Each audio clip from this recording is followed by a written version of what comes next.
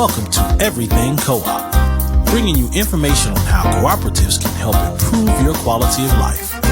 This show is being sponsored by the National Co-op Bank, NCB. The NCB is dedicated to strengthening communities nationwide for the delivery of banking and financial services for the nation's cooperatives, their members, and other socially responsible organizations. For more information on the power of community ownership, visit ncb.coop. That's ncb.coop. Now stay tuned for your host, Vernon Oakes. Good morning, everybody. This is Vernon Oakes, and the program is Everything Co-op. This morning, we have the pleasure of talking to Malik Yakini and Lanay Gilbert-Williams. Both are Detroiters. Good morning. Good morning. Peace. So we're talking about the Detroit People's Food Co-op. Malik, when is that going to open? I'm going to bounce that to Lanay. Lanay? The co-op is due to open on May 1st. May How 1st. exciting. A May 1st opening with a May 18th celebration. May 1st opening, and when is the celebration? May 18th. Okay, well, I want to come to the celebration. Come on now. Okay. All right. So, now, Malik, how long did it take from idea to get this started? I guess the idea started in February 2006 at the founding meeting of the Detroit Black Community, at that time, Food Security Network. Then the idea took a little more shape in 2009 when we started the Ujamaa Food Co-op Buying Club, which was a monthly buying club intended to be the precursor to the brick and mortar store that has become Detroit People's Food Co-op. And then we've been working on the brick and mortar store every day since 2010. Every day since 2010. That's 14 years? Yes. Wow. Okay. It's been a journey. It's been a journey. Yes. So we want to talk a little bit about that journey. But in that journey, how much money did you have to raise to get the brick and mortar up? The project itself, which, by the way, the brick and mortar is called the Detroit Food Commons, and it was built for the Detroit People's Food Co-op, and the Detroit People's Food Co-op is the anchor tenant, but the whole building is called the Detroit Food Commons, and the whole building costs close to $22 million. Fantastic. 13 years, $22 million. Every day for 13 years. Well, 14 now. Okay. And I'm sure everything went smoothly. Like all things, there are smooth parts of the road and there's parts of the road that have potholes and bumps and all those kind of things. Yes. Lanay has this huge smile on, so I guess she's been through some of the potholes too. Okay. And the smooth parts. I've heard about them. You've heard about them? So how long have you been involved with the Detroit People's Food Co-op, Lanay? Been a member owner since around 2014. I know I got my certificate around 2016, 2017 when all the certificates went out. I've been on a board since 2022. I believe it is 2021, 2022. So what is a member owner? You said you were a member owner. What is that? A member owner is a member of the community who has chosen to be one of the owners of this grocery store. All of the member owners collectively own it. So they pay a one-time, a lifetime membership fee and gain the opportunity to assist in governing this business. So joining a committee, joining the board, just volunteering their skills, their knowledge, their time to ensuring that this co-op becomes all that the member owners as a collective would like it to be.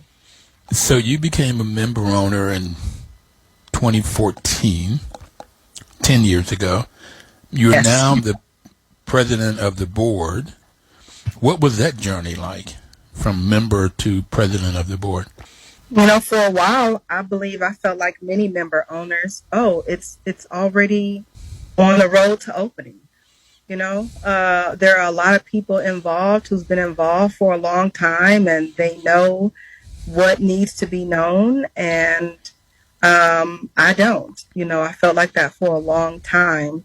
It felt like, you know, I'd have to research for a long time to really understand the movement of Black food sovereignty and, you know, quote unquote food justice and all the connections that's needed to build a co-op. And it seems like so many people are already involved that know those things. So for quite a while, I was a member owner, receiving the newsletters. I wasn't even reading through all of the newsletters. Mm-hmm. I had the belief that I wouldn't understand half of what's said anyway. I was looking for words and concepts that were familiar with me, how close the building is to opening, and maybe some of the people that's involved, things like that. And then a year hit where I said, you know what, I keep getting the newsletters and I'm a part of this, and I would like to prioritize time to assist in whatever way that I can. So I began to actually read through the newsletters and look for ways to help and, you know, determine how much time I had to set aside, maybe 2 hours a week. You know, I'm sure I can set aside, you know, that much time to do whatever is needed. And so I learned about the committees, joined the membership and outreach committee. From the membership and outreach committee, while I was a member of the membership and outreach committee, a board position became available, and the chair encouraged me to run for the board position. So membership and outreach committee. So you joined the committee to get more members in. How many members do you have now? We have a little over 2,500. Fantastic. Thank you. Fantastic. Because I've heard a magic number of 2,000 that you need. That was the goal. Yes. It was the goal before opening, so we've exceeded that goal. Okay, and is that because of the membership committee? Greatly in part of the membership committee, and word of mouth seems to be the greatest way to get the information about the co-op out there. Our first press release went out at the beginning of this year. So we're just now really getting out there heavily in the media. And of course, that's bringing in a wave of member owners, but a lot of it was word of mouth. I know that, you know, we have something in the co-op called the Malik effect. The Malik effect. He goes out and he's talking about the co-op and talking about Black food sovereignty and the work that the Detroit Black community food sovereignty does. And that tends to bring a wave of member owners. So I'm sure that was going on for quite a while. So, just with all the people involved really spreading the word and talking to people that they know about the co-op. And when Malik goes out, there's the Malik effect. You get more and more people to come in. What is the membership fee? $200. One time, $200. It can also be paid on a payment plan, $20 a month for 10 months. Okay. And we're working on scholarships right now that will cover half of the fee and determining how those scholarships should go out. Okay. So I'm going to do my very best to be there on May 18th.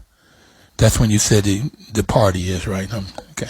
That's right. The party's on May 18th. May 1st is when the Detroit Food Commons, the entire building, so the co-op on the first floor, the Detroit Black Community Food Sovereignty Networks, commercial kitchens, the Kujichagulia commercial kitchens upstairs, the Mama Imani Humphrey Hall, so this grand meeting space upstairs, And the office spaces, the entire building opens on May 1st, but the party's on the 18th. Okay, party is what I want to come to. You going to have good music and dancing? Or y'all just going to eat? You better. Okay.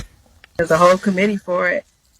So my brother raised his family in Detroit, and so when I come up, I'm going to invite all 4 of his children and their children and see if they'll become members. There's probably 25, 30 people in the clan, but we'll see if they will join.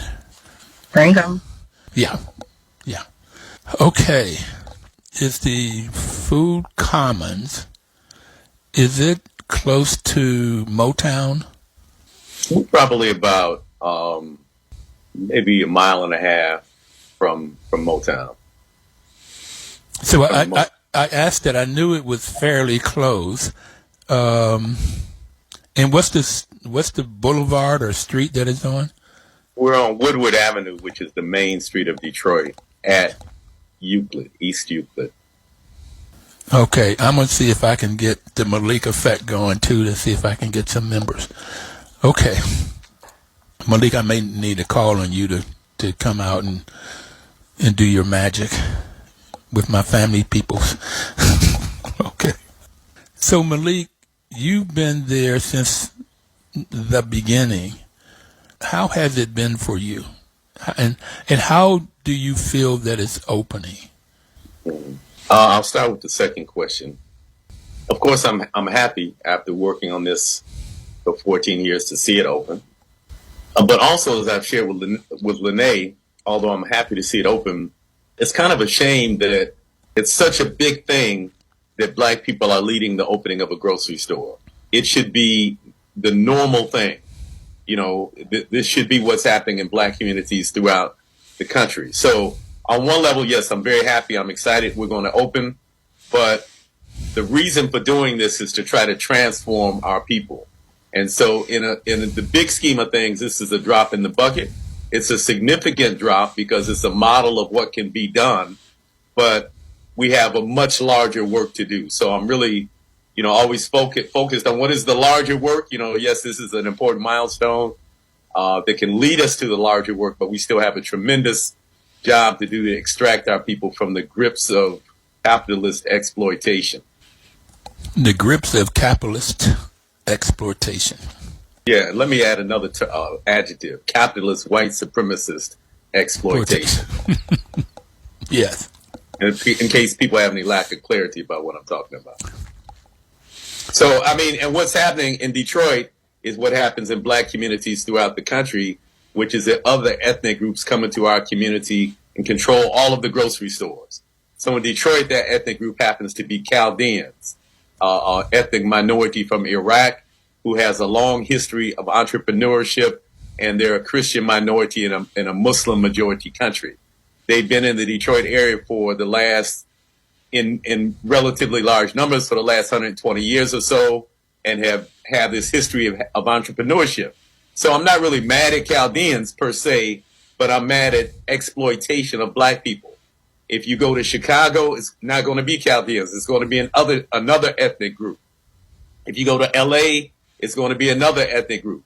So that the ethnicities change, but the scenario of Black people being the doormat of humanity and of other people coming in and taking advantage of the disempowerment which has occurred in Black communities and finding ways to then become the extractors of wealth from our communities. So if we want to be self-determining, self-reliant, and free, we've got to figure out a way to stop the economic bleeding in our communities. So yes, I'm very happy about the opening of the Detroit People's Food Co-op and looking forward to this larger work that we have to do. Okay. I got the larger work, whether it's food co-ops or housing co-ops or worker-owned co-ops, is getting Blacks, brown, indigenous people to own their business, own their labor, rent the capital. And it's sad when you come out of Detroit or the Rust Belt and see how there's buildings in Detroit. I worked at Dearborn in 1968, maybe. No, it was 1966. I was just out of high school. And there was some of the guys on the line, the brothers took me to their houses, and they told me, go get an education. Do not stay on this line.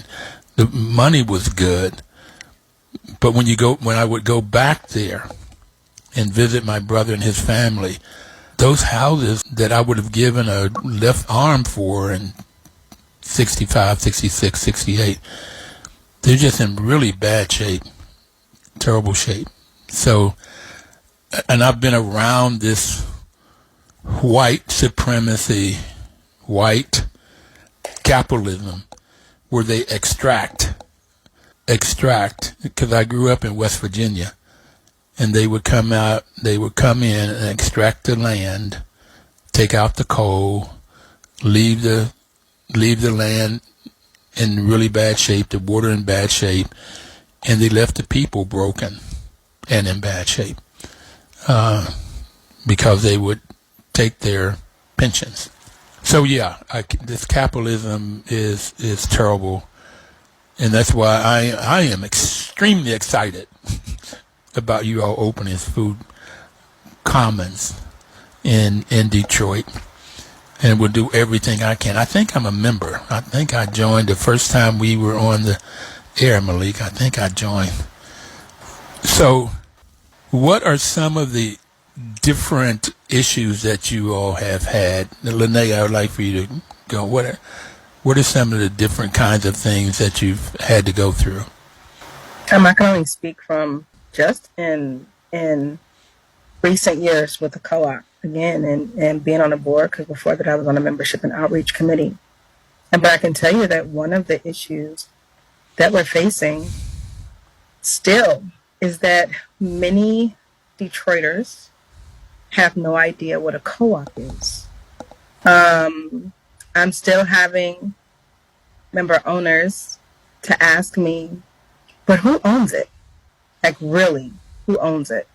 As if there's a person at the top who owns it. I've seen some comments on social media posts where some people believe that the government owns it.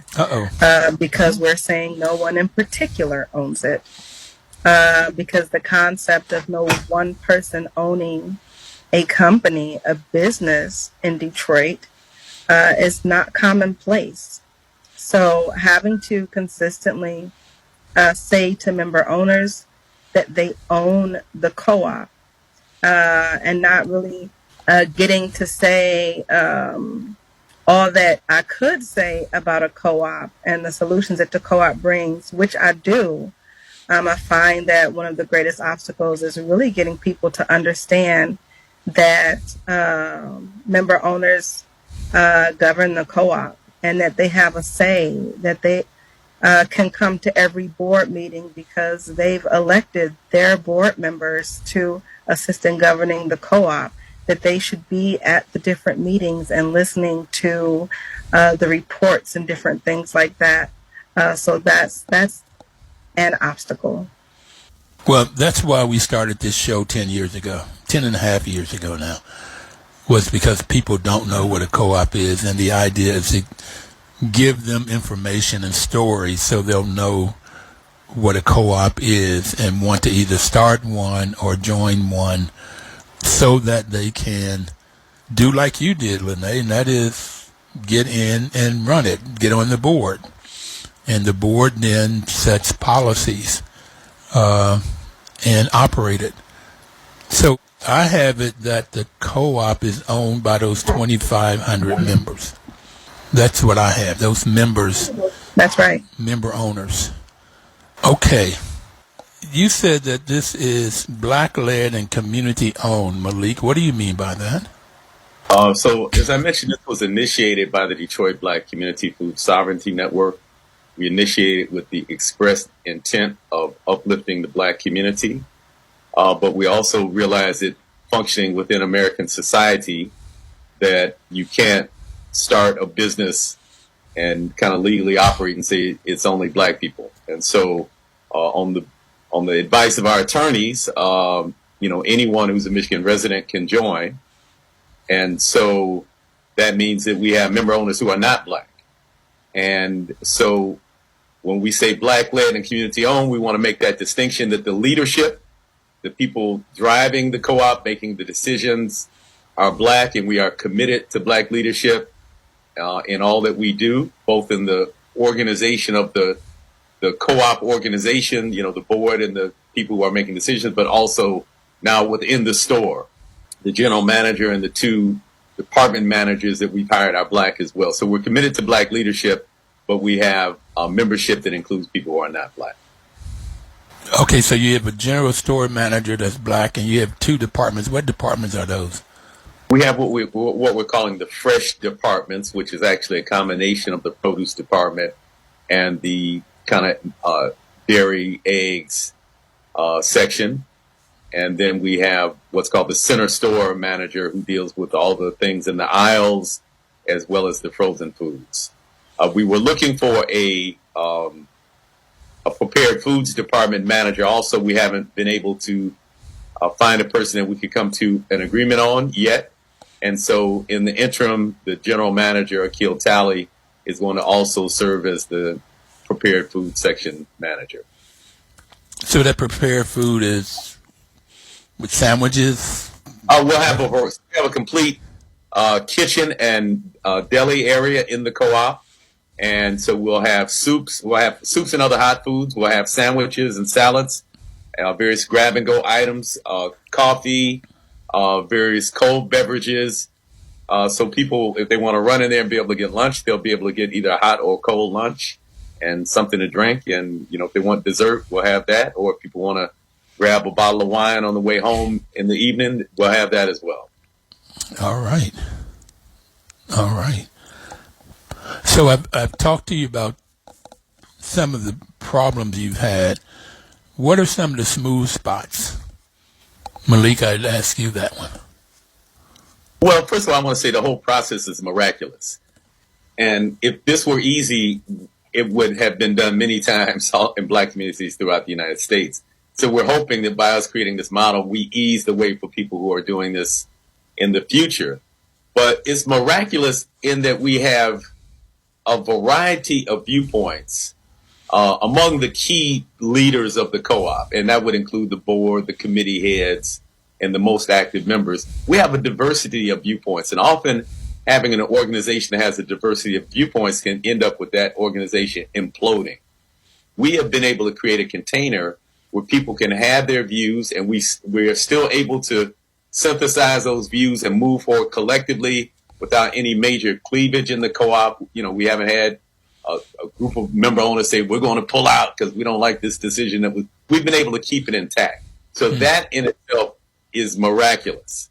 And I want to really lift that up. The other thing is that it's an example of the longevity and fortitude that is necessary to build Black institutions.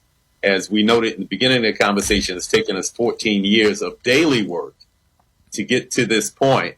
And often within our community, we're conditioned to respond to short-term issues. If the police kill a Black person, we run out in the streets and protest, as we rightfully should. But typically those protests last a month, 6 weeks, maybe 2 months, and then they peter out.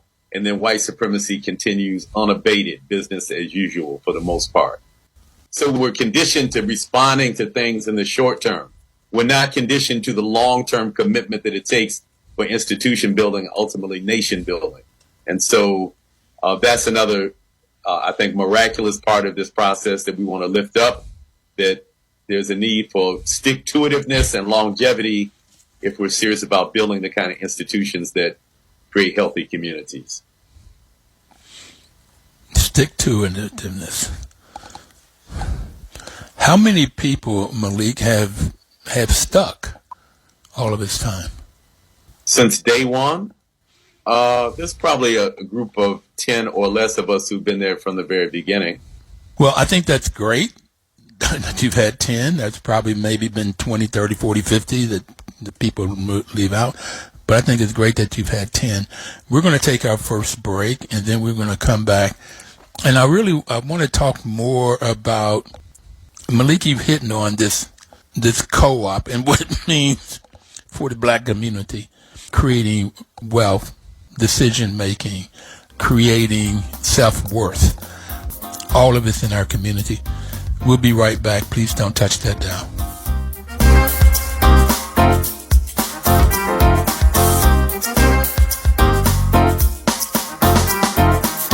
News Talk 1450 WOL-AM, where information is power.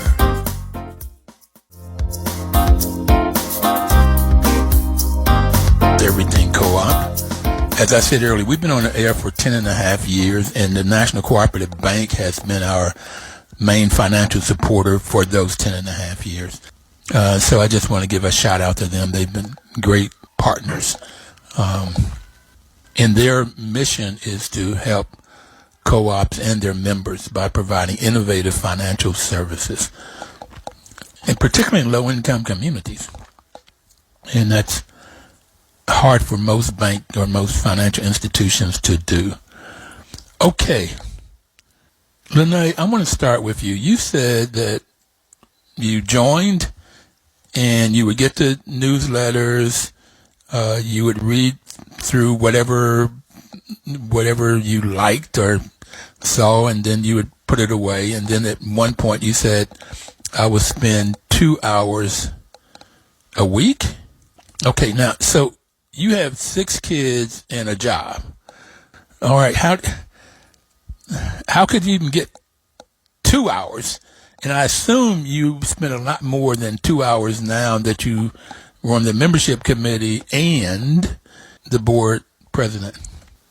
Yeah, so it was around a time where I was just really aware of the fact that, like our dollars, we have to prioritize where we utilize our time. You know, we spend time on social media or doing other things that is not productive as we consider productive to be. And I was already thinking, you know, I want to do some more things in the community. I've been working in the community for a very long time. I want to do some things in the community. I want to do some more things in the community. And at first didn't feel like, you know, really want to take on anything heavy. But the beauty of consistently receiving these newsletters was that it reminded me I'm already involved in something else in the committee. I just have not been prioritizing time for it. Mm-hmm. Let me work on finishing what I started, or at least engaging and becoming involved in something I'd already committed to. I was at the time willing to, you know, do the easiest thing. I'm just going to give my money and then they got it. Yep. It's just going to come up, you know?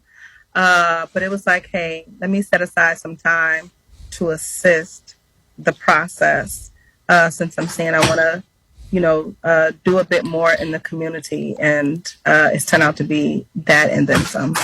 So how many hours do you say you spend now in a week? I have no idea. Detroit People's Food Co-op, I always joke that this board just does not shut down. Although different members say that they, you know, set aside time to answer emails, text messages, phone calls. Every single day, this board is on. Every single day. We're emailing each other throughout the day or texting or calling. We have a good group of people who are really dedicated to the mission of the co-op and really like, you know, I don't know what it is, being around the other people that's involved in the co-op. But it's a group of people who just don't turn off. So, Lanay, the group don't turn off. They're a good group of people. They work every day. Okay. Every day. So, looking over your resume, I don't see anywhere where you have a business degree or where you That's right. have learned how to run a grocery store, a food co-op. How do you get the knowledge to be a board president and to learn about this business? Have a willingness to connect with and learn from other people. I am a person who has always loved connecting with other people, and I love to learn. As a mother, it is very, very, very important to me to model a life that I would like for my children to live. And so I would like for my children to play a role in solutions in their community. I would like for them to know and to see how great a people we are. I would like for them to know and see the beauty of us coming together. And so I have to model that. I have to do that. They have to see it in real time, not read it in a book back in history and feel like that was forever ago, you know? So you make the time. You make the time. This is just a part of living. This is a part of living. This is me mothering. This is what my motherhood looks like. Okay. And so I've listened to people in the community. I've been asking. Baba Malik was one I asked many years ago as a stay-at-home mom and as a homeschooling mom. I was asking, hey, I want to do some things in the community. What do you think? What does the community really, really need? Just seeking wisdom. And one of the things that he said is, you really got to keep your ears to the streets. You got to keep a pulse on what's going on, because you can see an issue, create a solution. It will take decades to implement that solution. And by the time the solution has come about, the problem is no longer the same. So you have to be willing to pay attention to what's going on at all times, and evolve and learn what's needed at any given moment. That was really, really big for me. So I just set out to find issues that I could either create a solution to or partner with others to create a solution to. So Detroit People's Food Co-op is one of those things that I've come across. Detroit Black Community Food Security Network. You also have a 7.5-acre farm, Malik? Yeah, so we changed the name of our organization last September to the Detroit Black Community Food Sovereignty Network. And I wanted, if I can take just a minute to explain why we changed our name. When we started in 2006, we were familiar with this term food security, which is becoming popularized throughout the United States. And in time, we realized that really the work we're doing, it was food sovereignty work, and I'll distinguish between the two. Food security basically means, or community food security means, that all the members of a community have adequate amounts of food each day, that people are not hungry, that they have the calories that they need to go about their day-to-day business. And while that is certainly an honorable goal, it's a very low bar in a country as wealthy as the United States of America. And then also one of my friends, Raj Patel, once said to me, you can have food security in prison. So you can get 3 meals a day and have adequate calories potentially in prison. So clearly what we're striving for is something more than people just having adequate calories. And that something more that we're striving for is what's called food sovereignty. Our work, the work of the Detroit Black Community Food Sovereignty Network, is rooted in the Black Liberation Movement. I want to make that very clear. We are not a reformist group that thinks that just by electing Heckle or Jekyll that the condition of Black people is going to be significantly better.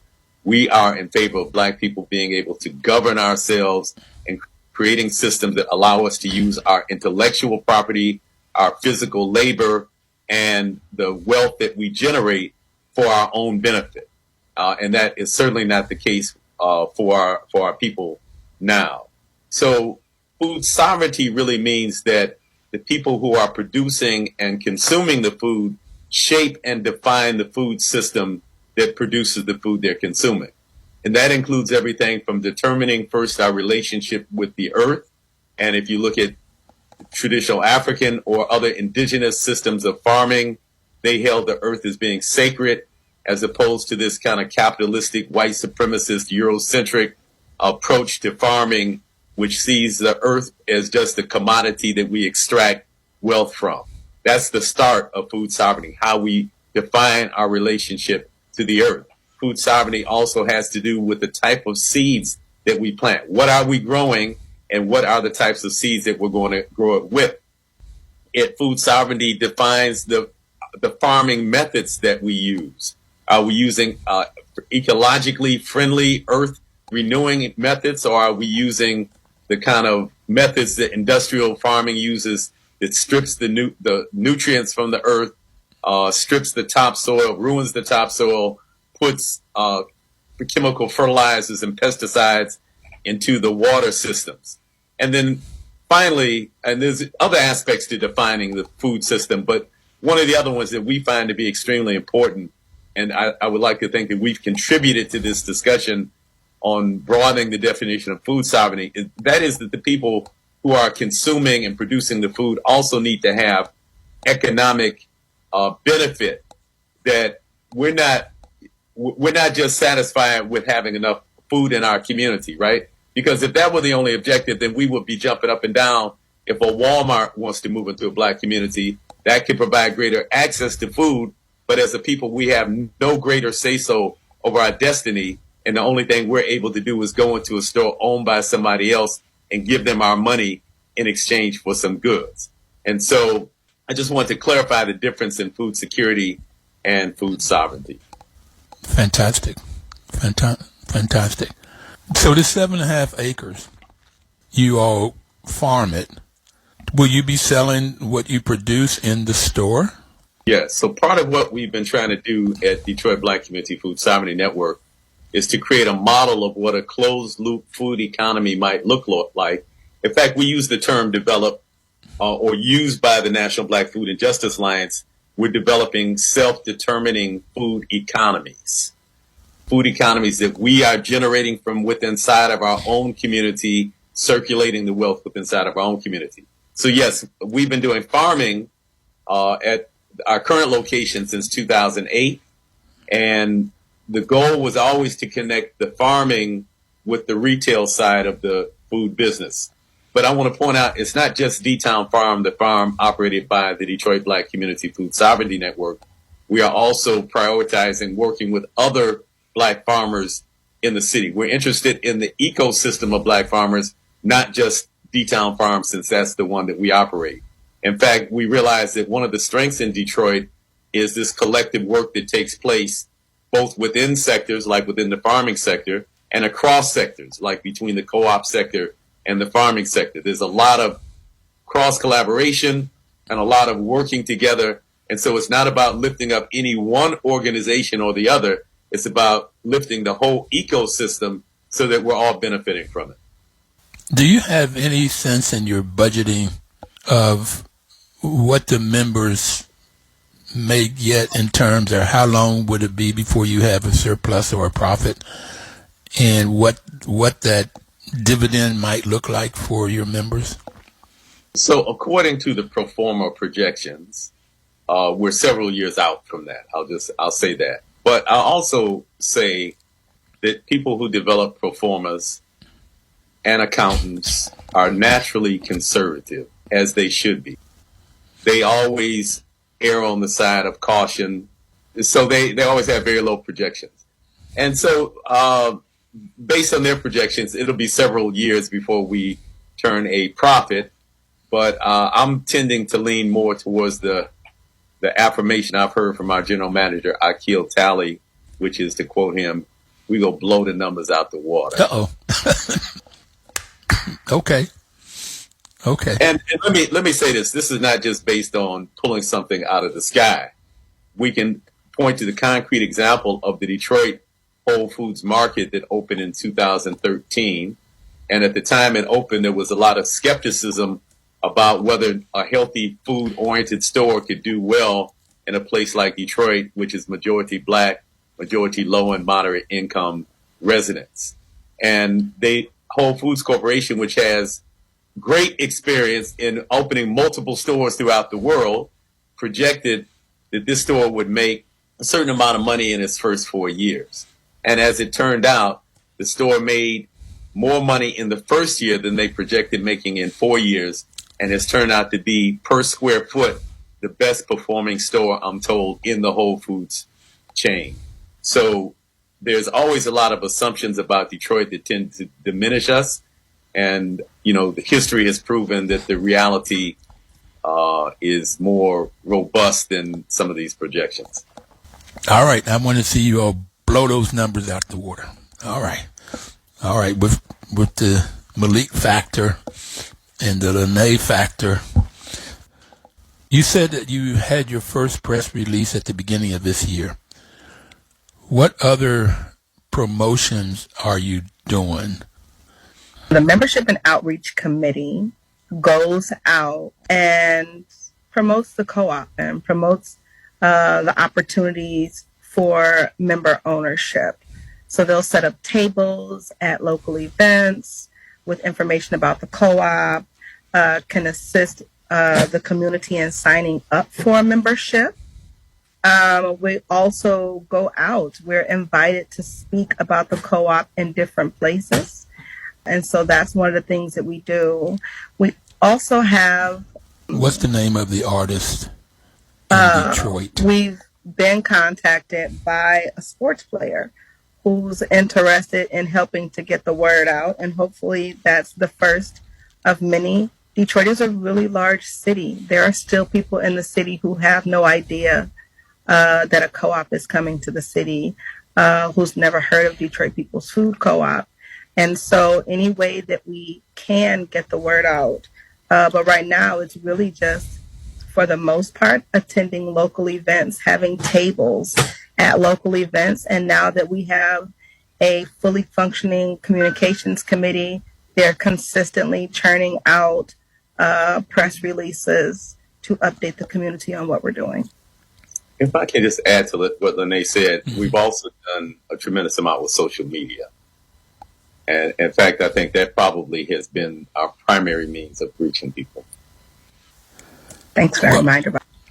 I thought you were too old, Malik, to do social media.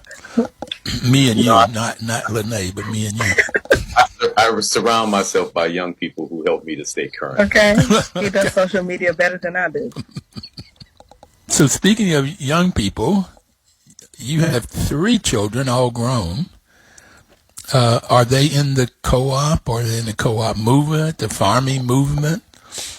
Are you a father like Lanay just described what her motherhood looks like? Well, my fatherhood is probably a little different than Lanay's motherhood because my children are around Lanay's age, and so I don't have little bitty ones that I have to take to school and make sure they have lunch. I'm past that phase of my parenting. Mm-hmm. So my 2 oldest children, I don't, to tell you the truth, I'm not sure who's members or not. I do know one of the gatherings we had a few months ago, and Lanay, I'm forgetting which event that was, but in maybe maybe January, February, we had something over at Vanguard, and both of my 2 older children came. I'm not positive whether or not they joined or not, but they did come to the event, and they are supportive, and if they haven't joined, I'm sure they will be. I'll be twisting their arms soon if they haven't joined. Okay, what about farming? They're not too much into that. So I mentioned we have this family compound we're developing, and we have gardens. And frankly, my daughter is the one of my 3 who most resonates with the agriculture work, and so she comes by every week and helps. My 2 sons are not quite as they don't find it quite as inviting. I'll put it like that. I'm able to drag them out sometimes and get them to help, plant something or dig something up, but they're not nearly as enthusiastic as my daughter. So, urban gardening. Do you have a lot of urban gardening, or could you see where you could help create more urban gardening where that food could also come through the food co-op? So Detroit is currently, I would say, the capital of urban agriculture in the United States. Wow. We have more gardens than any other city in the United States, and that's for a variety of reasons. One, going back as far as the 1890s, there was a mayor named Hazen Pingree who sometimes is called Hazen Potato Patch Pingree, because there was an economic downturn at that time, and he convinced wealthy landowners to share their land with landless people to stave off starvation. Then beginning in the 1920s through the late 1950s, we had the Great Migration with tens of thousands of people coming up from the South, bringing their agricultural knowledge and practice with them. And so, for example, my grandfather on my father's side came from Columbus, Georgia, and brought that with him. And so all of my childhood, he always had a garden in his backyard because that's part of what went with Southern life. And then in the 1970s, we had Mayor Coleman Young, Detroit's first black mayor, who created a program called the Farm-A-Lot program that gave seeds and compost and transplants to residents and let them use tractors and tillers to create gardens on vacant lots. So Detroit has that strong foundation that the current urban agricultural movement is based on.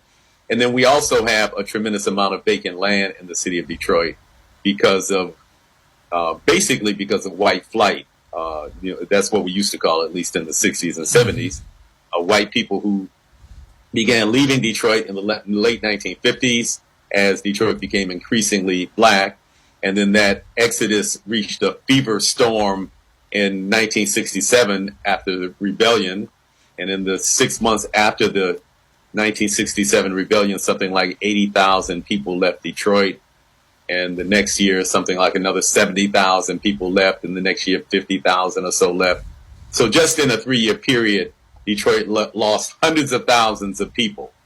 And so that's largely, not entirely, but largely due to race. And so Detroit has more vacant land than most places have, and it gives us the opportunity to do urban agriculture on a scale that is not possible in most cities. Do you all have greenhouses? We have many farms that have what we call hoop houses. Hoop houses. Which are, sometimes we call them also passive solar greenhouses. They're made out with a plastic sheeting over over a frame. A greenhouse technically is a glass structure, and it's a permanent structure. So we don't have a lot of glass greenhouses, but many farms in Detroit have hoop houses, which are used to extend the growing season. So, Malik, let's go Lanay first. I want to ask both of you this question. What have you learned in this process that you'd like to pass to other people? I've learned, well, I like when people come together, but I've learned just how much people can do when they come together. And as diverse as Detroit is, it's very segregated, where, whole communities don't really cross each other and don't have to. I have learned with all of these member owners from different ethnic backgrounds that if you give a lot of people a common focus, they're more than willing to come together. It gives them a reason to come together. I've learned that people want to come together and are just not always sure how to. Okay. So the training you've had, and I'm going to come back to you, Malik, with that same question. Do you see training happening every year to eternity, that you all will keep training? Absolutely. By training, you mean training like board members or leaders? Tell me what you mean by training. Well, you got the whole members to train about what a co-op is and how it functions. Right. And it'll be forever. And you can train them in how committees function, how the board functions, and encourage people to come on and start like you did. 2 hours a week. 2 hours a week. Yeah. Absolutely. I can see training going on forever. It's really encouraging and inspiring other community members to own their power. That's really what it comes down to. We can call it a training, and we can teach the ins and outs, but it would really be an encouragement and inspiration sessions to say, hey, you know enough where you are to add on to this, and we can show you how to translate and transfer the skills that you have and what it is that you know into doing work like this, and then create other types of co-ops, not just food co-ops. I think this training will always be needed. It should forever go on. Thank you. Malik, what have you learned that you'd like to pass on? And you will have the last word. So I've learned several things. One, I've learned some things about confidence. In fact, the Honorable Marcus Garvey said, if you have no confidence, you're twice defeated in the race of life. And so I'm not Christian, but many of my Christian friends like to say, claim the victory. And so having this confidence in, first of all, our own divinity, I would suggest that one of the major problems that Black people are faced with is that the system of white supremacy has somehow convinced us that white people are closer to God, if you want to use that term, God, right?